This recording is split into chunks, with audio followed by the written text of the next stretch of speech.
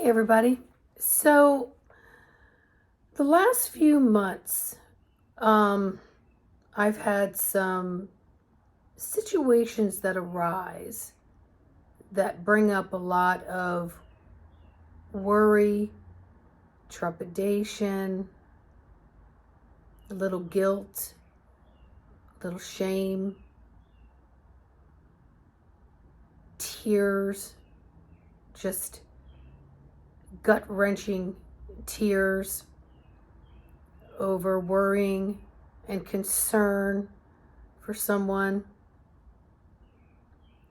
And I found myself a few times letting the tears flow, and they would seem to come a lot at night when I was trying to go to sleep, and it was quiet and it would be on my mind. I'm getting choked up now. And so I really had to wrangle with those thoughts, because as I know it through what I get shown from my guides and told, and what I have experienced with my guide team for decades, is you can't stay in that funk very long because it takes hold. And throughout the decades of learning that I am fueling those who live off of my pain and suffering. So as I was going through these spells the last few months of just deep desperation and going it alone without discussing it with anyone because of things I just mentioned, and I also know that others are going through their own stuff, and it's just not me to dump mine. And so with saying that, I've had to really hit the manual override on these deep, deep feelings that come up through the emotional triggers of all the denser energies that serve the lower vibrational beings that scavenger and suck it up for their life force. That's what they were just showing me. I was trying to put words into it. So I had to override it. And first,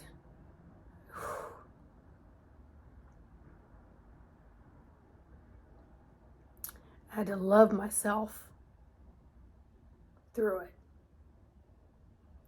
I had to self-soothe by loving myself through it, knowing that I can't undo or change anything that might have contributed to this worry and angst and concern and desperation. So I had to reach in and really manually override that, knowing that it all falls under the dark umbrella of fear. And I've always said there's two things, fear and love. Love has all of its categories underneath of it, and fear has a longer list of categories underneath of it. And how does which one feel? Because I operate on feelings, not words. So in this overriding process, I then had to bring in thoughts and create thoughts of seeing this other person happy and thriving and having conversation with me and having love and forgiveness in their own heart,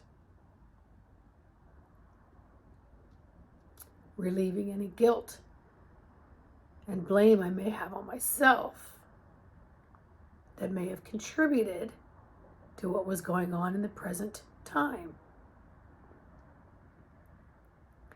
It is okay to release tears because it's the valve of the pressure cooker, and it relieves the inflammation and the blockages within the body. So it's okay to go through those things for a period of time, but to understand that it's a relief mechanism, that you're not to stay in that gear for very long. Because what happens is the parasitic feeders will come and bring you down even further. And then it's real hard to get out of it. So you can let the tears flow. I just refigured my frame of visual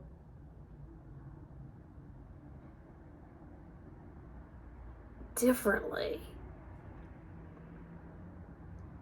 So I could see the love and the innocence and the happiness of this other person, and literally feel like I was holding their face in my hands and saying how much I love you. I'm so proud of you. And wow, what lessons you've come in with. Wow, what lessons you've come in with. I'm here for you to help support you through these messages, through these lessons. Just know that I love you, and this is your journey, and I believe in your success in this journey. And I would just hold this person's face in my hands, and I would just cry. So the pain turned into more of loving, supportive joy.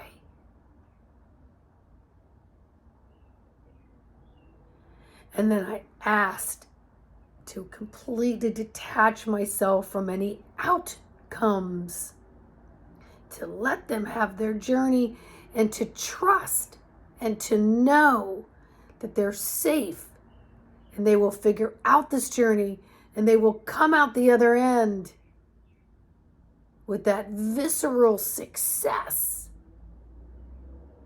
of what a hell of a freaking ride I dipped myself into. And we can shake our head together and laugh and cry and hug and embrace and be thankful that those deep lessons are now moving into the light. No more quicksand. No more hidden wormholes. No more parasites. The power is now within that person and within me to be separated, let them have their journey, and continue to do all the work within myself, which also continues to allow the removal of the threads of any of that may be in that lineage or in that person or in that collective of anyone that may be in those vines, those webs, entangled in them, that I could separate myself and douse it all with so much love.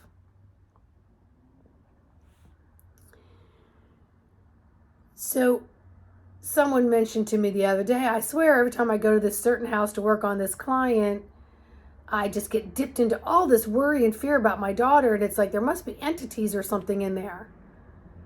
And the message I got was, but you're already so strong that you know that it's messages to show you how to reframe and how to power override any of those negative, dense thoughts. So it's teaching you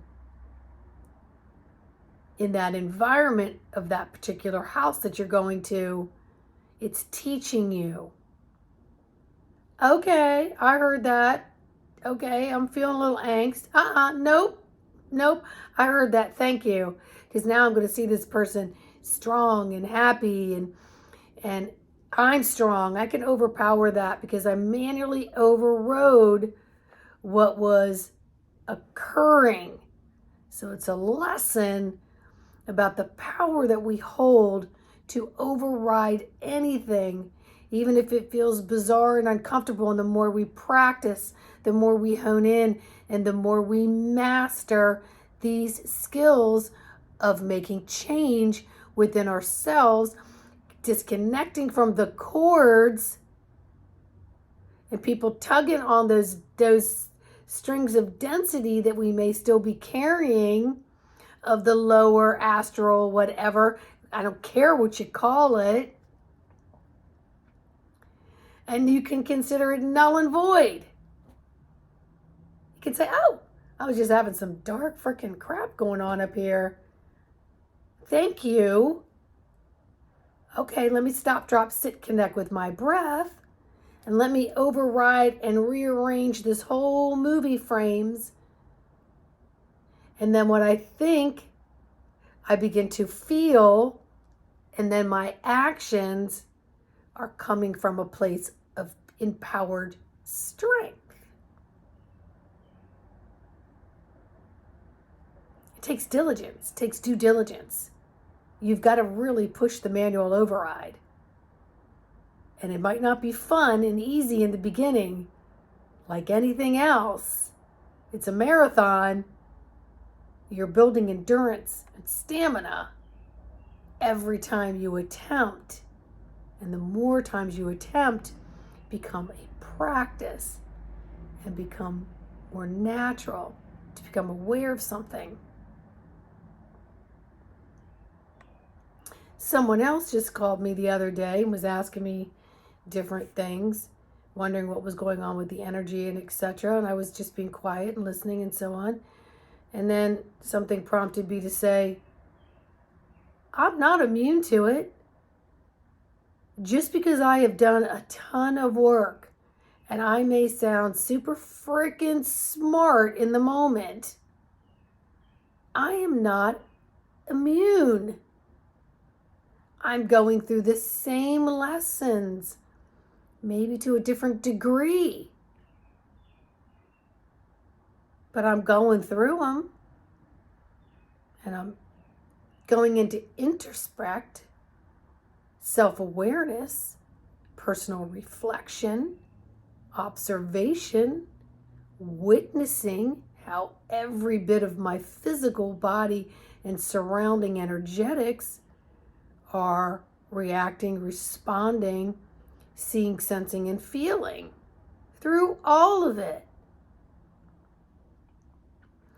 I've just slowed my robe so that I can intentionally indulge in this adventurous life. It's an adventure. I am a pioneer. I'm creating paths. I'm sensing if they feel good or they don't feel good. I'm asking my team, should I take the next step or should I turn up this way and explore up over here? The co-creation is mine. I get to choose. And no matter what is going on around me exteriorly, I get to choose how my internal changes all of that so my external looks more comfy and cozy and rosy and happier and vibrationally in tune with where I really, really am and where I really want to be. And then I want to exude that as I hone in, practice, and master those chords of vibration that feel so much better. So tap into your steps. Connect with that breath. Because you are not going to know what it is that you need to resolve, dissolve, forgive, and let go How many years have I been saying that? That's why the past life regression work gets you in there to all these storage bins where you don't know what you've got recorded in that 24/7 surveillance camera just in this lifetime. And if you don't believe in any other lifetimes, then you know it's full from this lifetime. Okay? So get over yourself believing whatever it is you think you're believing.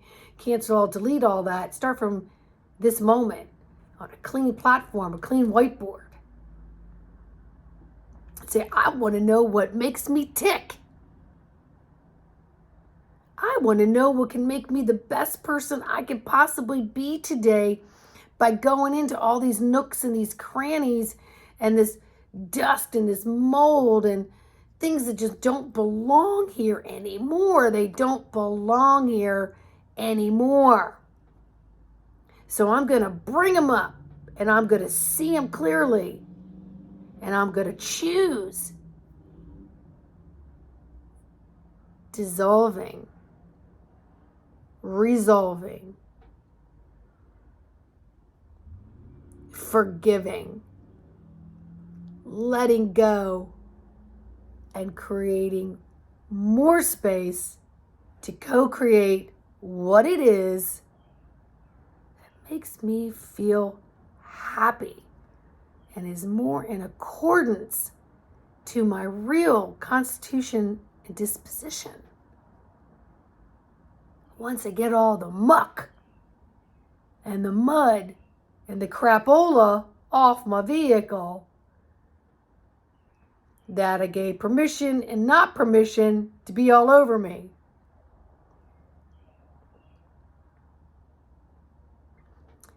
Build up your immunity by becoming aware. Build up your immunity by becoming aware. And then you can make choices on what stays and what goes, and what creates the healthiest physical human you can be on this planet, in this moment, in this lifetime, right now.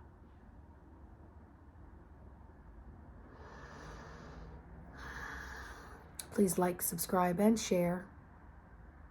Let me know in the comments how you're doing. If I can help you on this journey, embodimentofthesoul.com. I'll see you on the next video.